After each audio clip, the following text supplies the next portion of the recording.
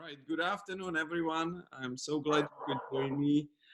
We have Bob Pattengale, Paul Sonner, and Anne-Marie Jones joining me to talk a little bit about a piece that we are reflecting on from one of our recordings and from our um, performances during the European tour, a piece by Kenji Bunch, American composer and violist who currently lives in Portland and works with the Portland Youth Symphony and teaches at the university. Known probably more to the string players than anybody else, him being an outstanding violist and being familiar with the instrument and idiom. He's also known for amalgamation of the traditional American musical forms and European classical music, and infusing his compositions with elements of folk, jazz, bluegrass, and of course the classical tradition as well. The piece that we performed was called Verso, and in Latin that word suggests turning the page. And for us, it was an important title because this was the first time orchestra took a European tour, kind of an extensive tour. The orchestra originally toured in the northern Michigan, and maybe Bob can talk about that a little bit. But this was kind of a new experience for us. So it was a way of looking back, but also looking forward to the next chapter. And so in this context, the piece itself presents all of those aspects. I mean, it's looking back to the neoclassical tradition, whether we look at the scoring, right? It's the strings, it's harpsichord, it's the solo violin, viola. It's sort of nodding back to the musical genre and form of the late Baroque and classical tradition, whether it's Bach's Brandenburg Concerti, or Mozart's Sinfonia Concertante that features violin and viola with accompaniment of strings and a couple of horns. But it also looks forward, like that turning page suggests, and it incorporates these contemporary elements like rhythmic elements and harmonic elements and techniques in orchestration and sound effects that definitely put a contemporary stamp on the composition.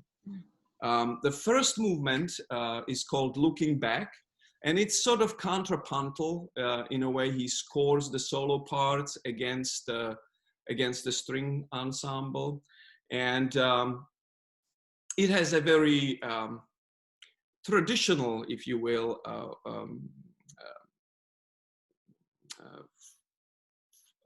formal design, where we have the exposition that he develops the idea and brings back the ideas in recapitulation. And then a second movement is typical slow movement. It's very pensive and introduces this beautiful melody that is passed from one instrument to the next, from viola to the violin, and then finally at the peak of that movement they sort of join together in octaves and present it again, and then close it with this very sporadic dying out movement where some of the melody gets interrupted by pauses, and then gives a little bit more, and then another pause and gives a little bit more, and so it's kind of very slow dying out. And that then transitions through the cadenza for violin and viola into the third brief and kind of raucous final movement, which is titled Moving Forward. And I think represents this kind of American melodic and harmonic idiom. I wanted to ask each one of you about the most memorable aspect and impression when you worked on it. What was it like for you, Bob, when I told you, hey, let's do Kenji Bunch? I said, who? You had introduced him with the piece for 3 Gs. And I was really taken with that piece. I thought it was fantastic. Yeah, and so I was looking forward to it.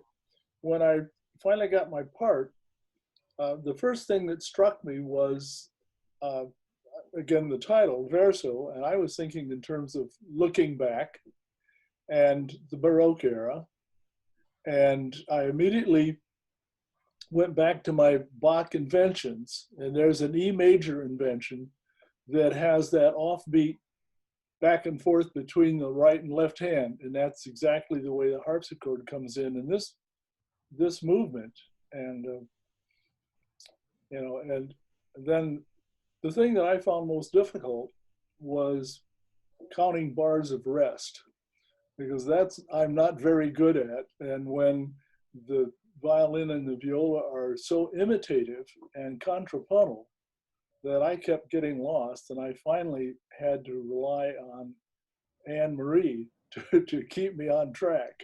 And she did that wonderfully. So the second movement, I fell absolutely in love with it. I think that's a love song between the violin and the viola. And the harpsichord sort of sets the base for it and then lets those two make love. And I think it's a wonderful, wonderful movement. Mm. I don't like the way it sort of falls apart at the end. I like a love story that ends happily. But anyway, that's sort of my impression of the first two movements. The last movement, I think, is absolute fun. And it's closest thing I can relate it to would be bluegrass, where it just goes and it's a real dance. I love the mix of meters in the middle of it, where you get a measure that's grouped in 3 + 3 + 3 + 4, and figuring out how to play those and keep them in time and stay with Anne Marie was an interesting challenge, but I love the piece. And I thought it was a great opportunity to introduce our audience to some contemporary music. Although my background is musicology, I became very passionate about contemporary music. And as an undergraduate, years and years ago, our theory class ended with the Brahms, and our history class ended with Brahms, and there was nothing in the 20th century. And then I went to my piano studies, and I was playing Bartók and Debussy and of course Beethoven, but so there was a real disconnect between what I was playing as a musician and what I was studying as an undergrad. So when I started teaching, I made a real push to include 20th century music. So anyway, I love the piece, and I'm really glad that Kenji composed it and that Libor programmed it. Thank you, Bob. I really like your comment on love song between violin and viola. I recall my first experience working with Great Lakes Chamber Orchestra was a love song that was written for violin and viola by Mozart. And I think the second movement, although probably a little more sad and expressive, it's still a love song. And I was so thrilled to work with Paul. So Paul, what was it like for you to work on this Kenji Bunch piece? Yeah, it was a wonderful experience. Kenji's writing is absolutely fantastic, and it really stretches you as a player, as a performer, as an artist in all directions. So it was like the complete package. It was a wonderful experience. I think when we did that first performance without Conductor, Bob brings important points to it. It was very difficult. And then when you mentioned to bring it on tour, I absolutely. But it was very important for me to, just because of the circumstances, to have a conductor, particularly for those entrances and for so many other reasons. And that was very important to me that Anne Marie could do that for us. I think my favorite performance was Vienna for some reason. And the recording in Bratislava after the bus ride back from Prague was very trying on everybody. So I thought that it was a heroic effort on everybody's part. And so, I can't choose one favorite moment. I think it was just the whole deal. It was absolutely wonderful. Thank you, Paul. Anne-Marie, you saved the day. Tell us about your challenges and impressions of working with the orchestra. Was this the first time you conducted Great Lakes? Yes, it was. And I just have to say it was such an incredible honor. The memory of this piece and the tour that we were on together is just near and dear to my heart and will always stand out as a special experience. And everything that, Paul and Bob said about the piece and about the experience together really rings true for me. As I was reflecting on this conversation, I thought, first of all, the challenge that I felt it was to step onto the podium as a guest conductor while the director is still there and to make sure that the balance of, your leadership was still correct with the orchestra. That felt a little bit different for me. It was a wonderful challenge and experience. Bob, I felt like you and I bonded through this piece. We had some moments where I felt I had absolute trust that I knew that you could do this. There were some really tough moments for the harpsichord part in this piece. And we really bonded with each other through the experience of the tour. It was kind of just serendipitous that I felt that I was able to even come on because, as Paul said, I came into the project a little bit later. And so it was just kind of fun to drop into the middle of it and be a part of it all. And as an orchestra teacher, with my background being in high school teaching, to be able to conduct in Vienna was like, oh, this is a highlight of my life that I'll never forget. So, I think those are some of the most highlighting memories that I have about the piece. And I think that people, if they haven't yet heard it, and maybe if they even don't have the vernacular of modern music in the way that Bob brought up, they will find this to be a really accessible piece to listen to. So, yeah. Fantastic. Thank you so much. Maybe just to close very quickly, any ideas what the next chapter is going to be for you or what you wish it to be? Bob.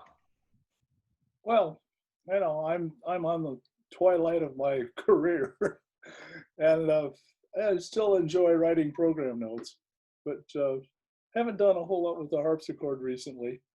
But I'm still looking forward to pieces, and get back to doing some Baroque music that I thoroughly love. But the contemporary area is something that is really close to my heart as well.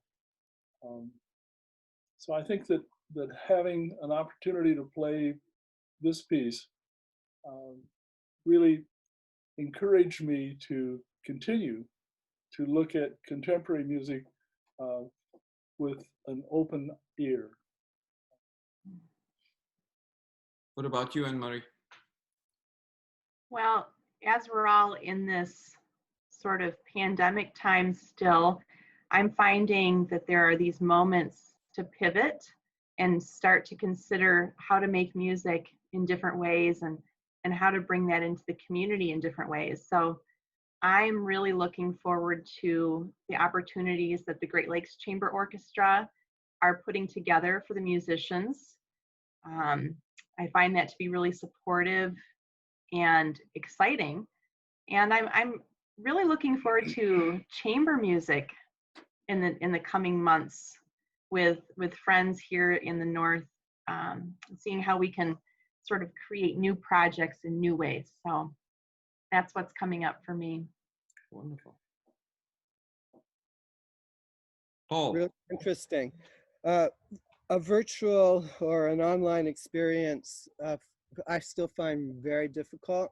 So really, my answer is I really want things to become live again as soon as possible. I'm staring at my screen here with the four of us there, and I just can't wait till it's all in person again, and I can see in person. That's where I'm at right now. I echo that. And I hope that in the meanwhile, our audiences will still enjoy the Kenji Bunch Verso as much as we enjoyed performing it. And I'm also looking forward to the time where we can do it live. So thank you all so much for joining me, and thank you for introducing the Kenji Bunch piece and sharing your experiences and your reflections. Thank you for having us. Thank you. Thank you. Thank you.